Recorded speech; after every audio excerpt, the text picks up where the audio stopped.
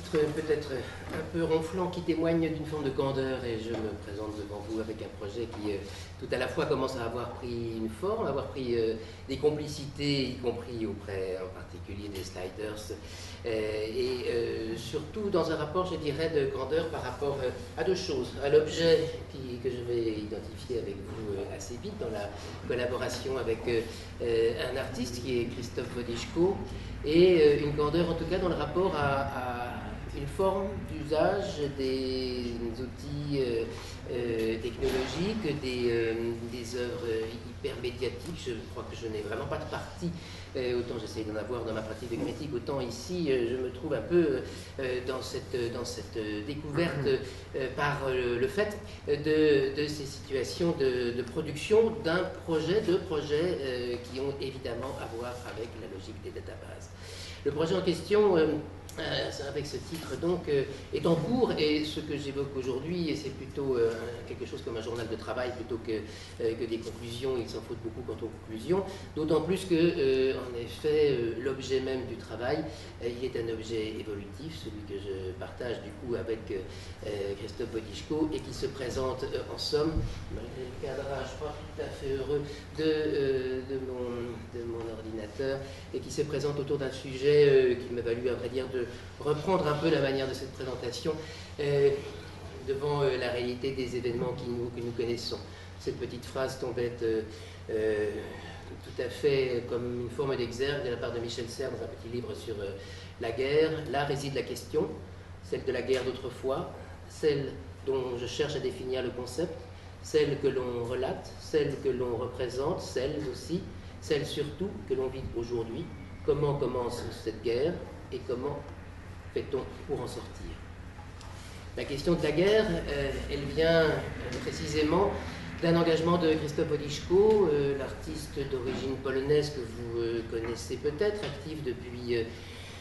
la fin des années 60, dans un rapport très dialectique à l'art et au design, puisqu'il est formé au design et en même temps actif dans le champ de l'art, et très précisément entre les deux très souvent dans une logique stratégique tout à fait volontaire. Il a entrepris depuis maintenant 4 ou 5 ans un travail autour de cette idée de guerre, et plus précisément autour d'un projet qui me vaut de partager avec lui, je crois, une forme de candeur ou de naïveté, et en tout cas de position extrêmement singulière, dans le rapport à un projet qui s'intitule l'Institut pour l'abolition de la guerre. Et l'entreprise de Wodiczko est donc celle de construire de manière diverse. Je rentrerai un peu plus avant dans les formes de cette construction, puisque c'est au sein de cette construction que le projet que j'évoque ici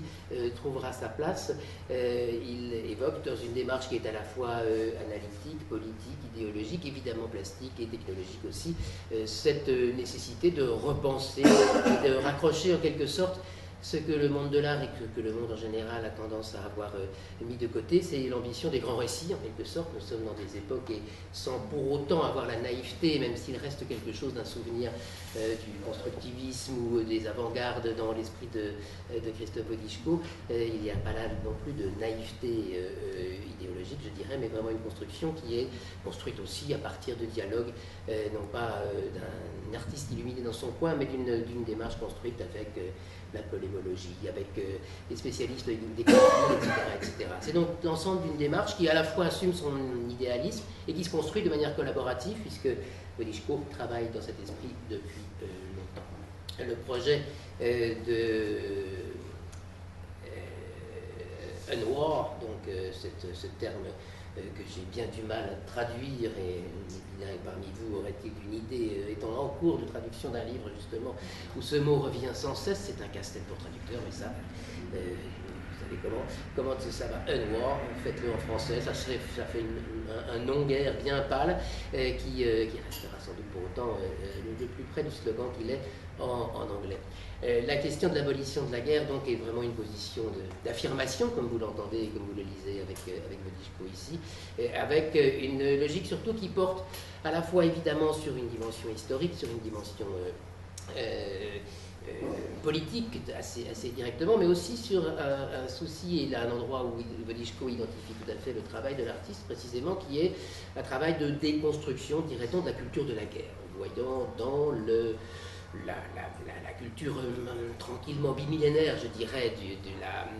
de la guerre, le socle qui permet, qui banalise et qui surtout naturalise en quelque sorte l'idée de guerre dans les conceptions que nous en avons.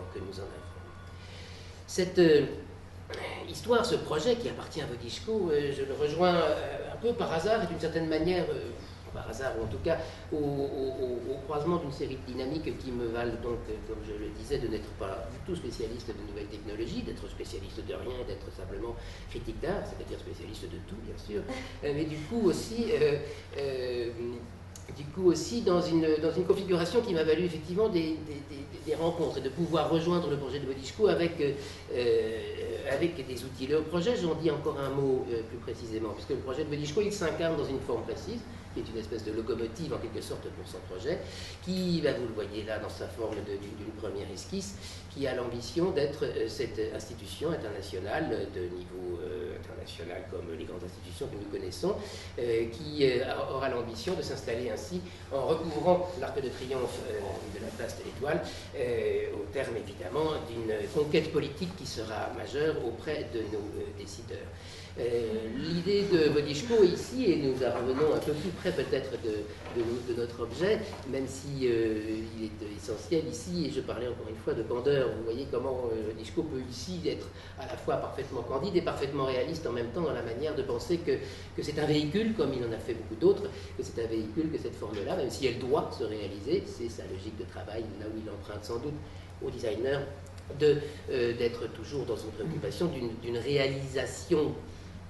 absolument possible, d'être dans un rapport à la virtualité. Justement, on a utilisé plusieurs fois ce mot-ci. Ces images qui sont virtuelles au sens le plus banal sont en même temps pour lui des vrais actes, des vraies décisions et des formes opérantes dans le champ de l'art. L'idée de cet arc de triomphe n'est pas là juste pour le triomphalisme qu'il représente, il est là d'abord parce que l'Arc de Triomphe parisien est un des plus énormes monuments à la gloire de la guerre, qu'il est une reprise à la fois de la mémoire ancienne des formes architecturales de glorification de la guerre, qu'il est aussi un monument illisible et que le travail de Wodiczko a souvent porté sur le monument, que le principe même du monument, en l'occurrence de l'édifice plutôt prévu là, c'est d'abord d'offrir une lecture de ce qu'est aujourd'hui l'Arc de Triomphe. Je vous mettrai bien au défi, piéton patient que vous pourriez être, même avec des jumelles, de pouvoir lire le programme iconographique de l'Arc de Triomphe, qui est une espèce de perle d'obscénité guerrière, qui est une accumulation de symboles, de figures, dont la grâce, un peu pompière, il faut bien le dire, rejoint l'horreur vraiment thématique la plus tranquille. L'idée donc de Wodiczko est de se servir, comme il l'a fait, non pas de produire des anti-monuments, mais au contraire d'être dans des déplacements du monument sur lui-même en quelque sorte. Le visiteur sera ici, aura une traversée presque savante, s'il le souhaite en tout cas, de l'iconographie du bâtiment, avant d'arriver dans ce qui sera au sommet un media center dans lequel seront concentrées un certain nombre d'informations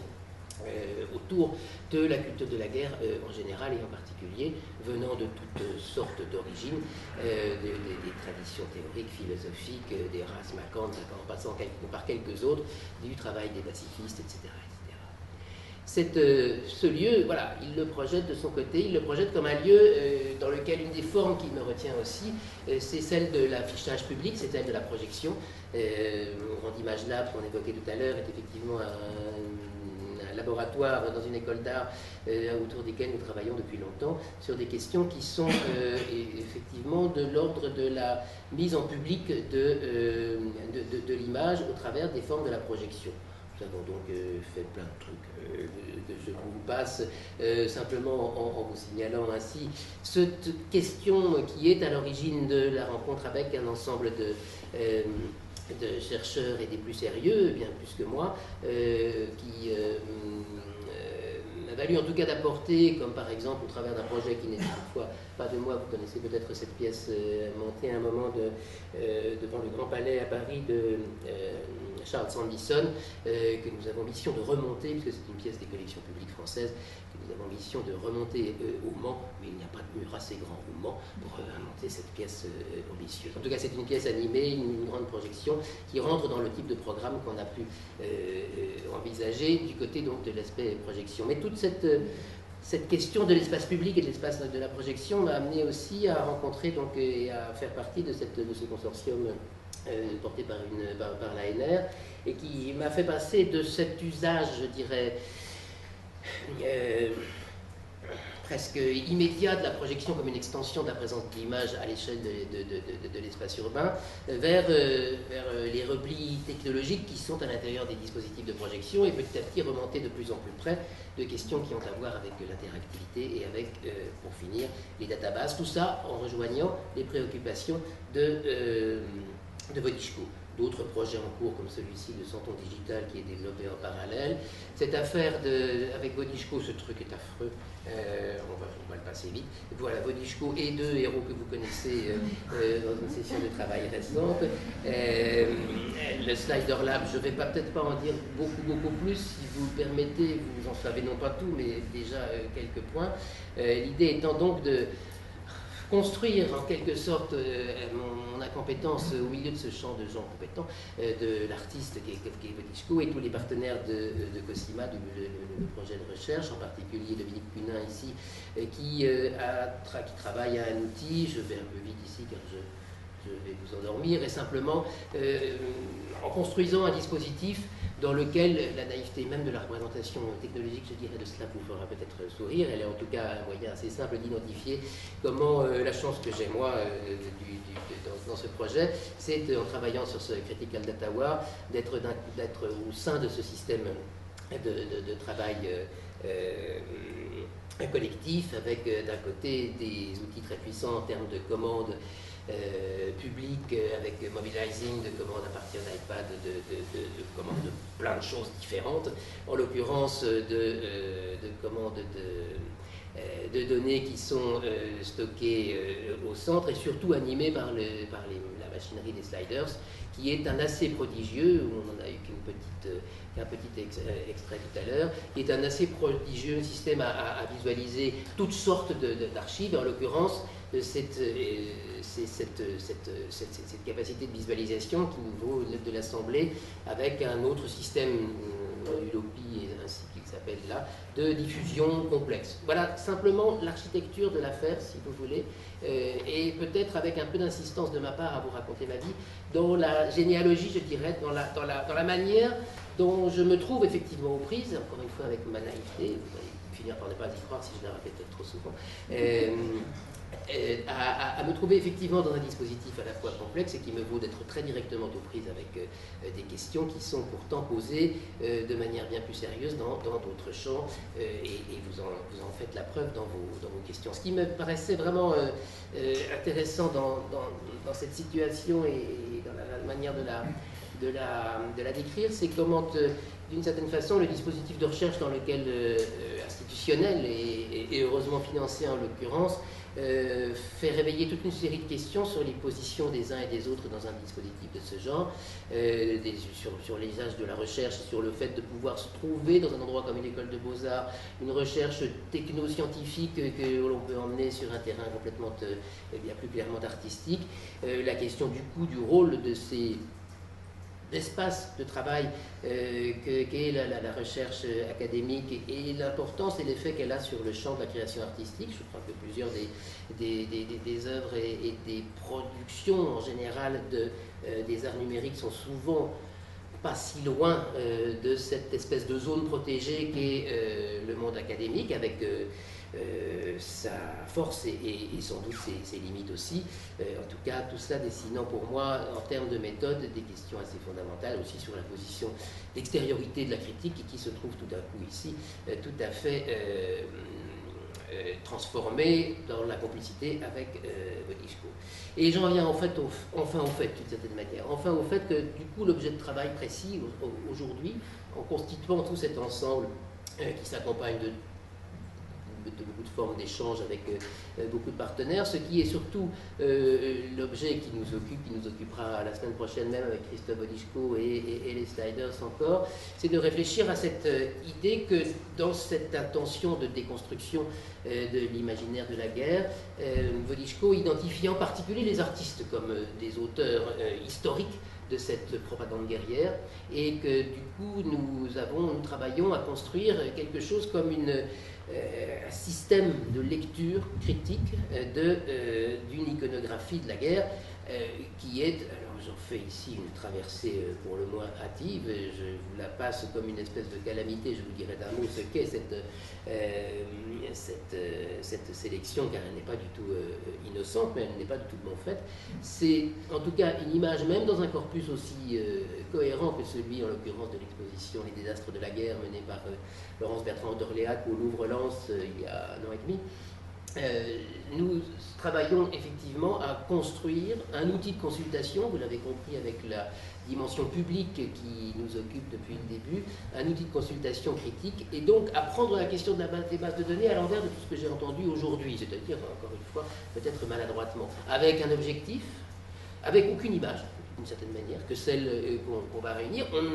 Ce serait Babel à côté, ce serait presque un pavillon de banlieue à penser qu'on pourrait réunir réellement cette iconographie bimillénaire. Il est question beaucoup plus de développer effectivement sur un modèle qui est celui que vous avez éprouvé au travers par exemple du travail avec Marais, des dispositifs d'accès qui prendraient le parti d'être et d'inventer des algorithmes, d'inventer des navigations, d'inventer des repères, et évidemment aussi d'inventer ces corpus ou de les identifier, ou d'aller les chercher là où ils sont, et pas de les créer à partir de rien, qui travailleraient effectivement à orienter, et je dirais à avoir, on se posait les questions ce matin même de savoir quels étaient les agendas, comme on dit en anglais, de nos bases de données ou de nos systèmes. En l'occurrence, nous sommes partis de l'agenda en quelque sorte, et nous allons vers une construction qui se veut délibérément une lecture interprétative, ou en tout cas une proposition avec les outils que nous connaissons là, une proposition de navigation critique qui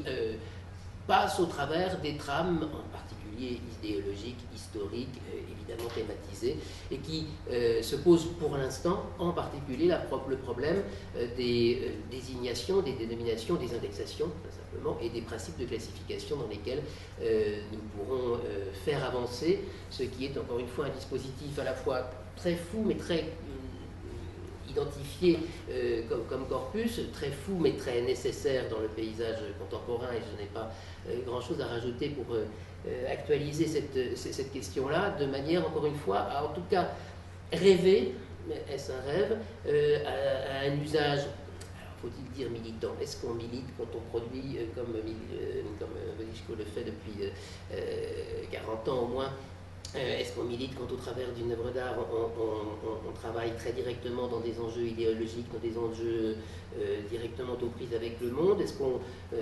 travaille dans un champ autre qui pourrait être juste à la marge de ces enjeux directement du politique et où la technologie ou les usages fins peuvent devenir des arguments proprement cohérents par rapport à la démarche artistique? En tout cas, il y a toutes ces questions dans le travail en cours, toutes ces questions qui font que tous les éléments que j'entends auprès des expériences que vous mentionnez ici, dans le vocabulaire que vous mentionnez ici, me laissent à penser qu'il y a encore beaucoup, de mon point de vue, je dirais, je partagerai volontiers avec quelque chose de l'expérience avec Jean-Marie et Frédéric, des questions sur cette construction, encore une fois, très finalisée, enfin, au sens où une finalité apparaît dans ce projet-là, et qui remettent en cause des enjeux aussi variés que ceux de l'art critique, comme Wodiczko le porte depuis longtemps, comme ceux du rapport entre la paix perpétuelle et le rêve cosmopolite du cosmopolitisme de Kant, et tout cela fondé finalement, c'est celle qu'on partage ici, je crois, sur